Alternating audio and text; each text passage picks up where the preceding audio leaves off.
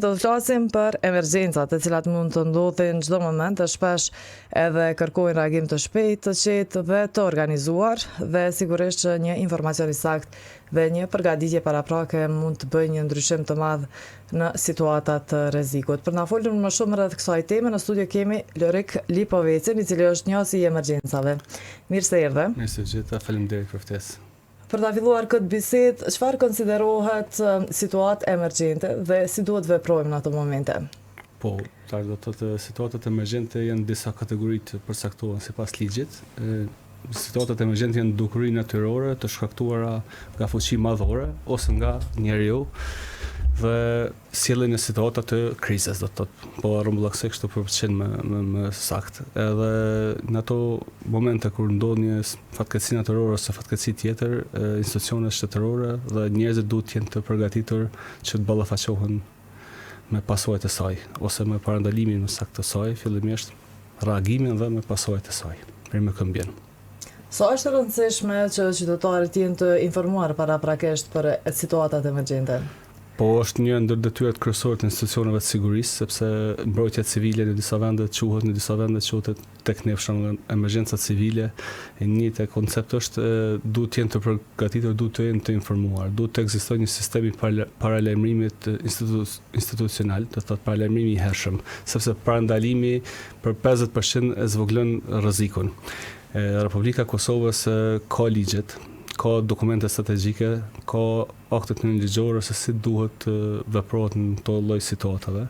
Të gjitha, do të thotë, korniza ligjore në Kosovë është pothuajse e plotësuar, me ndonjë mangësi të vogël, por megjithatë ka. Po ashtu kemi institucionet që janë të thirrura për reagim dhe menaxhim të emergjencave, por fatkeqësisht zbatimi i ligjeve, akteve të tjera nënligjore dhe reagimi i shpejtë siç duket po çalon.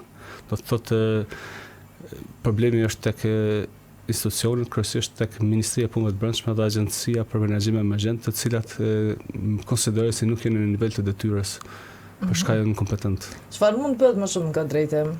Po mund bëhen shumë gjëra. Së pari duhet të plotësohet kuadri profesional, do të thotë shërbimi i zjarfikës edhe kërkim shpëtimi në Kosovë, ka spaku 200 zjarfikës mangu. Tani më kjo temë është ka disa vite që po diskutohet dhe ende nuk ka marrë një epilog, edhe nuk e di pse nuk po zgjidhen këtë çështje, sepse për të rekrutuar 200 ose 300 zjarfikës nuk është një gjë shumë e vështirë, sepse ka mjaft të rinj dhe të reja të cilët dëshirojnë të punojnë, kanë pasion këtë punë, mbi të gjitha kanë nevojë për punë. Duhet të hapet një konkurs dhe ata njerëz të pranohen punë, të rekrutohen, pastaj në kuadër të Ministrisë Punëve të Brendshme është edhe shkolla për trajnimin e këtyre kuadrove dhe janë gjitha mundësitë dhe nuk di pse nuk ndodh kjo punë. Pastaj duhet të mirën disa masa në aspekt më të gjerë. Do të thotë duhet përgatitje shkollore. Kemi do të thotë përgatitja për mbrojtje nga emergjencat, nga fatkeqësitë natyrore, fatkeqësitë tjera, do të thotë duhet të fillojë në shkollë fillore, shkollë të mesme dhe në universitet. Do të thotë duhet të jetë, unë kam bërë shpesh herë thirrje kur paraqitet media që të jetë një kurrikul në një lëndë veçantë zgjedhore apo brenda një lëndë tjetër të jetë mbrojtja civile. Edhe në shumë vende të botës zhvilluara do të thotë ekzistojnë edhe në vendet e Evropës. Në të kaluarën në sistemin komunist ka ekzistuar si lëndë veçantë mbrojtje popullore, edhe aty nxënësit i marrin hapat e parë se si duhet të reagojnë, se si duhet përgatiten për mbrojtje civile. E përmende kurrikulën, sa është i rëndësishëm edukimi i hershëm i fëmijëve në këtë fushë të sigurisë dhe të emergjencave? Është shumë i rëndësishëm sepse fatkeqësitë natyrore nuk pyesin dhe nuk presin, shfaqen papritur. Do thotë janë dukuri madhore, forcë madhore dhe nuk mundon çdo moment. Pastaj kemi edhe fatkeqësi tjera të shkaktuara nga njeriu, këto ditë në shtetin fqin, do thonë bashkëvendet si në Gostivaru përballen janë duke përballur me një epidemi të ujit, do thotë që është shkaktuar nga njeriu ajo, siç duket aty. Pastaj kemi djegjen e deponisë këtu në Peqe, në Metorinëve, këto janë fatkeqësi, po që hyn tek fatkeqësi të shkaktuara nga njeriu, do thotë për çdo ditë përballemi. Tani është çështja e emergjencave ka marrë një vëmendje më të madhe sepse gjatë verës kemi zjarre, kemi vështrime të shpejta. Edhe këtë të ndodhin për shkak të erozionit tokës, ndërtimeve paleje që kanë ndodhur, edhe mos kujdesin ndaj natyrës që e kemi me dekada. Do të thotë janë shkatruar pyjet, janë shkatruar pellgjet e elementeve dhe prandaj fatkeqësia do të thotë dëmi, pasojat që mund vinë nga fatkeqësitë natyrore janë shumë të larta se në të kaluarën. Tani për të përballë me këto, shto këto dhe të papritura siç mund të jenë tërmetet, për shembull. Për të përballë me këto, kur kemi një kurrikul, një edukim që në moshë të hershme, pasojat janë shumë të vogla, sepse din ku të shkojnë. Tani shumicën e shkollave tek ne nuk dinë si të reagojnë në rast të rënies së zjarrit. Edhe kjo është fatkeqësi, mendoj. Pastaj duhet ta dinë edhe një gjë se ne jemi shtet i ri në fazat e parë të formimit, edhe kemi nevojë që jemi të rrethuar me armiq. Do thotë nëse je i përgatitur për fatkeqësi natyrore, dhe fatkeqësi tjera hyn edhe gjendja e jashtëzakonshme, qoftë largu, po mund të ndodhë, edhe duhet të jemi të përgatitur edhe në këtë aspekt, ta dimë se ku kemi vendin.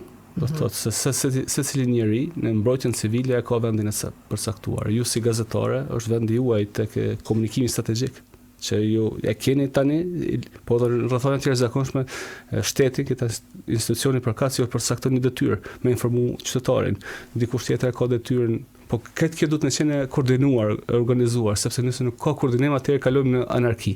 Nëse kalojmë në anarki atëherë ndodhen dy probleme. Ndodh problemi i fatkeqësisë natyrore apo fatkeqësive të tjera dhe problemi i mos organizimit. Edhe pasojat pastaj janë shumë të rënda. Po qytetarët si duhet të reagojnë në raste emergjente? Po qytetarët pikëspore duhet ta kenë një plan familjar. Çdo familje në Kosovë bëhet thirrjet që ta ketë një lloj mini plani se si duhet të reagojë. Kjo përfshin, duhet të ketë një kuti të ndihmës së parë çdo familje në shtëpi. Duhet të ketë një llambe elektrike rezervë me bateri. Duhet të ketë një radio me bateri, sepse mund të ndodhë që ndërpritet energjia elektrike, ndërpriten linjat e komunikimit, duhet të kenë informacion se çfarë po ndodh. Duhet të kenë së paku 3 litra ujë për çdo banor. Do të thotë nëse janë 5 anëtar, 15 litra ujë duhet me qenë rezervë, ujë i pijes po flas, sepse mund të ndalet edhe uji në rast të caktuar ndodh tek ne, ndodh në gjithë botën. Këto janë baziket, duhet ta kenë një plan se si të komunikojnë mes tyre anëtarët e familjes. Numri unik i emergjencave në Kosovë është numri 112, i cili është 24/7 punon. Edhe duhet ta dinë edhe fëmijët që në rast emergjence ose nevoje duhet ta thrasin këtë numër. Po ky numër është mirë të jetë i afishuar në një vend dukshëm tek telefoni, tek televizioni apo në një vend ku shohin të arsyeshme familja. Këto janë kushtet elementare që duhet me i pas çdo familje. Unë kom pa, pse po i përmendi këto baziket, sepse mund të shkojmë tek të avancuaret, po pa u kry baziket nuk mund të shkojmë në fazën tjetër. Unë kom pa institucione në Kosovë që nuk i kanë këto. Do të thotë është për keqardhje, se ka institucione që kanë 10-20 punëtorë, nuk e kanë një kuti ndihmës parë. Jemi në këtë stadjemi, si shtet po flas, si shoqëri.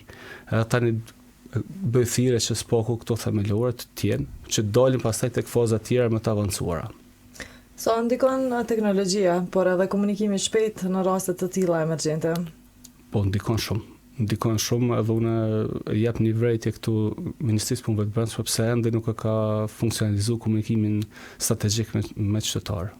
Ran këto 2 ditë të fundit një lloj ishte strohi i shtrëngat kështu, edhe ne nuk e kishim zëdhënësin e qeverisë apo Ministrisë Brendshme, çdo 2 orë duhet me dalë me komuniku me juve me mediat edhe me mbar popullin. Kjo është komunikimi, ABC-ja komunikimi strategjik. Pastaj sot me teknologji, me një mesazh, qeveria Ministria e Brendshme ka kontratën me operator telefonik, me një mesazh mundet këtë qytetar me informu. I lutëm bëni kujdes, prej orës kaq deri në orën kaq do të ketë një shtrëngat, një stohi apo një vërshim ose diçka, një zjarr diçka. Pse nuk bëhet kjo punë kur ekziston kontrata? Kto kemi të bëjmë vetëm me neglizhencë. Thjesht unë mund të them me neglizhencë ose nuk kam vullnet për punë, asgjë tjetër. Pastaj janë komunikimet me mjete multimedia dhe me tjera, gjitha këto mund të edhe po edhe me mjetet tjera që i kanë shteti, do të thotë gjitha këto mundën, po vetëm mungon organizimi. Do të thotë çuditem nga një herë se si ata njerëz të cilët janë kompetentë dhe thirrur për këtë punë, si neglizhojnë këto situata. Dhe kjo është një thirrje publike që të jenë ma sy hapur dhe ta marrin punën seriozisht, se nuk ka kuptim kur ekziston një kontratë, mos me lajmëruar qytetarët. Kjo është. Ne informacionet kemi marrë nga Instituti i Kohëve të Fundit për këtë gjendjen që patëm ditë më parë, si u menaxhua sipas jush?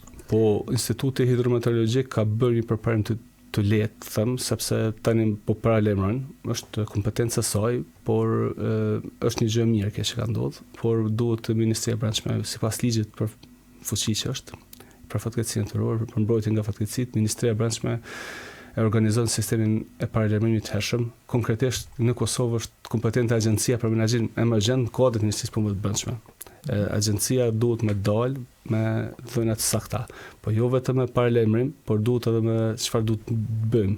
Duhet të caktojë rrugët alternative, ta zëm nëse ndalohet një rrugë magjistrale autostradë, nga cila anë shkojmë më sigurt. Pastaj duhet organizimi tjetër, se emergjencat e përfshin një pjesë të madhe të institucioneve, nuk është vetëm zjarfikja. Duhet ngritet niveli i gatishmërisë tek shërbimet e urgjencës mjekësore. Tek ne ndodh shpesh që nuk ngritet niveli i gatishmërisë, sepse trazomni që KMF është të përgatitur për situata normale. E ka një ose dy ambulanca rezervë, një grup mjekëve aty, që kushte normale përballojnë fluksin, por kushte normale nuk munden. Prandaj çdo institucion, spital, ambulancë duhet me pas planin e reagimit emergjent. Çdo komunë duhet me pas planin e reagimit emergjent, po me pas efektiv, me pas funksional, me pas të ditur. Duhet pastaj shërbimet me pas shumë kujdes tek shërbimet paliative dhe tek shërbimet e kujdesit ndaj të moshuarve, sepse ne në Kosovë dhe në gjitha vendet e botës kemi njerëz me sëmundje të rënda, pastaj kemi të moshuar të cilët nuk mund të lëvizin nga shtëpitë ose me aftësi të kufizuara. A mendon dikush për këta njerëz në situata të fatkeqësive, gjithmonë po them. Po edhe në ditëve të tjera, po nëse ndodh diçka, a mendon dikush se një moshuar me aftësi të kufizuar nuk mund të dalë me blejas ujë as bukas asgjë. Prandaj duhet drejtoritë për shëndetësi, komunat, institucionet përkohëse, të cilët do të shohshin ato, me pas listën, me pas statistika. Mbas statistikave përpilohen planet të reagimit emergjent, planet operative që unë ato, standard operative, edhe duhet me qenë personat që mirën me emergjenca civile, duhet me qenë të ushtruar. Do të thotë ne, si shoqëri, nuk kemi bërë ushtrimet përgjithshme, nuk më e mend kur është bërë. Agjencia e Menaxhimit Emergjent për nevojat profesionale të saj rrallë herë, një herë në vjetë diçka bën nga një ushtrim të vogël, ta them. Por ne duhet me pas ushtrime në nivelit kombëtar, në nivelin shtetëror. Të gjithë popullata, të gjitha institucionet, edhe të kraju duhet me qenë të ditura ushtrimet, për shembull, me ditë si reagon rast zjarri ose rast termiti ose diçka, me ushtru. Sepse kur ushtrohesh e din detyrën. Teorikisht është shumë e vështirë me vepru nëse s'ka praktik. Kur jemi këtu, ne si shoqëri, a kemi një urim mjaftueshëm për të reaguar në situata të tilla emergjente? Jo, shoqëria nuk ka një uri, do të thotë se ka mungu komunikimi strategjik, ka mungu ushtrimet, ka mungu kurrikula, edhe shoqëria nuk din se si të veproj, nuk din as institucionet, fatkeqësisht. Institucionet janë të thirrura për me ditë këtë me vepru, nuk e din. Në shumë komuna ne për shembull nuk kemi drejtori për mbrojtje dhe shpëtim. Unë e quaj nonsens. Nuk e di çysh mundet një komunë me ekzistu pa drejtori për mbrojtje dhe shpëtim. Do të thotë kryesisht e lojnë në kuadër të shërbimit publik ose mjekësisë, po ajo nuk mjafton. Do të thotë këtu duhet me pas çdo komunë drejtorin për mbrojtje dhe shpëtim. Kuadër drejtorisë duhet me pas inspektorat për mbrojtje dhe shpëtim, sepse mbrojtja dhe shpëtimi parandalimi është shumë e gjerë. Duhet me pas inspektor për parandalim të zjarrit çdo komunë. Duhet me pas inspektor për shërbime publike, inspektor për mbrojtje civile. Gjitha kanë rëndësinë e vet, detyrat e veta. Te ne nuk e kemi. Pastaj ndodh një situatë, edhe një komunë tërë nuk din si me vepru. Tani kjo shtohet se edhe agjencia këtu nuk vepron, Ministria e Brendshme ose ka probleme politike, ta zom ka një kohë që Agjencinë e Menaxhimit Emergjent nuk ka drejtor ekzekutiv. Si lejohet kjo punë? Është zavend drejtori, por nuk ka drejtor. Tash kjo është çështje e vullnetit politik. Do të s'ka të bëj pastaj kur s'ke drejtor ose drejtor departamenteve të vendosur me kontratë rregullt aty, me ushtrues detyrë nuk kryet puna siç duhet. Do të thotë emergjenca nuk pret. Kjo është thirrja ime që duhet më të qenë sy hapur, duhet më përcaktuar edhe fondet veçanta se dëshirë të kësaj, Kosova nuk ka fond emergjent për emergjenca civile. Kjo është shumë keq. Pastaj komunat nuk kanë mundësi buxhetore më përgjigj, sepse ka komunat që kanë buxhetin e vogël. Duhet me pas shteti unë besoj rreth 100 milionë euro duhet me qenë në rezervë për situata të tilla. Edhe kjo është minimumi që po them. Si është situata në rajon, nëse marrim si shembull? Situata në rajon është paka shumë e njëjtë me Kosovë, nëse flasim për fëmijët tanë në Shqipëri edhe është kështu sikur tek ne, mund të kenë ndonjë shtet që është pak më i avancuar, ta zëm shtetet Kroacia, Slovenia, këto janë shumë të avancuara se ne, sepse ata janë pjesë e mekanizmit evropian të mbrojtjes civile. Ne nuk kemi si Kosovë, se janë procedurë politike që Bashkimit Evropian.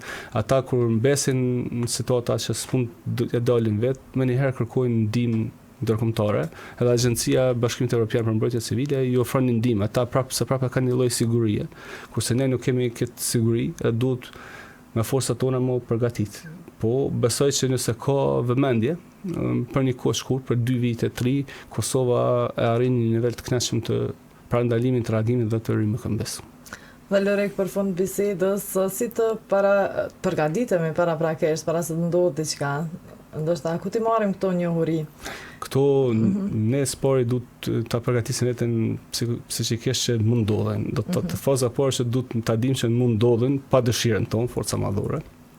Pastaj dyta këto këshilla të vogla që dash ti kemi, kutia ndihmë spor, disa litra ujë, 3 litra ujë rezervë për çdo person. Disa gjëra kështu që i thash më herë duhet t'i kemi në shtëpitë tona. Pastaj informacionet më detajuara në Agjencinë e Menaxhimit Emergjent. Agjencia e Menaxhimit Emergjent në faqen e saj zyrtare i ka disa manuale se si duhet të reagojmë, por ata nuk i shpërfaqin ato, po njerëzit mund t'i gjejnë në faqen zyrtare të agjencisë janë gjitha manualet se si duhet të vepruar edhe në familje, edhe në shkollë, edhe në rrugë, por duhet institucioni përkatës me bo më shumë publicitet, me bo edukim, jo vetëm publicitet, por edhe edukim, edhe me qenë në krye detyre. Do të thotë këto 2 ditë që ndodhi, ata nuk kanë pas pothuajse asnjë njoftim deri dje. Ata dashur të parët me njoftu që ka një stuhi ose mund të pritet një stuhi ose diçka. Ata nuk kanë njoftu fare. Do të thotë detyra e tyre është, ata dje në orën 11 kanë reagimin e parë. Pasi gjitha mediat e njerëzit kaloi faktikisht ajo e madhja, ata njoftuan se kanë ndodhur, se do të ndodhur, se këto janë do të thotë që unë i quaj neglizhencë në punë. Do të thotë, megjithatë, qytetarët e Republikës Kosovës mund të futen në webfaqen zyrtare të Agjencisë Menaxhimit Emergjent dhe aty kanë manualet e veprimit.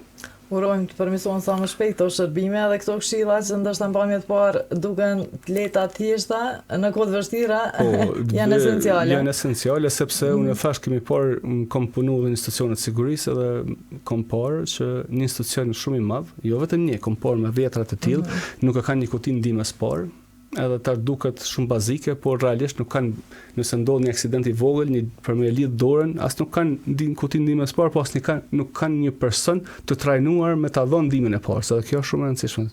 Domethënë çdo institucion, qoftë privat, qoftë publik, duhet me pas një person përgjegjës ose s'paku një person përgjegjës për mbrojtje dhe sigurinë punë, për mbrojtje dhe mbrojtjen civile, do thotë. I cili ka aftësi themelore për me dhënë ndihmë parë. Në gjitha ato dim nga pak, por duke mos ushtru me një moment caktuar edhe prej presionit edhe prej frikës ndoshta ashtu, edhe i harron ose nuk e kryen bashkë si duhet punën. Personi kompetent brenda institucionit e din më një herë, e din vendin ku është kutia ndihmës parë, e din ku është zjarrfiksja e vogël, e din elementet themelore dhe jep një ndihmë parë aty për aty derisa të vjen urgjenca mjekësore ose policia ose zjarrfikja. Këto janë shumë esenciale për me shpëtu jetën, se në emergjenca civile kryesore është shpëtimi i jetës njerëzve. Pastaj dytësore është shpëtimi i anës materiale edhe gjitha tjerat. Lorek, faleminderit shumë për çdo këto informacione dhe për kohën që gjetët të jesh pjesë e emisionit. Faleminderit Nora për ftesën, i dëshiroj punë të mbarë. Faleminderit.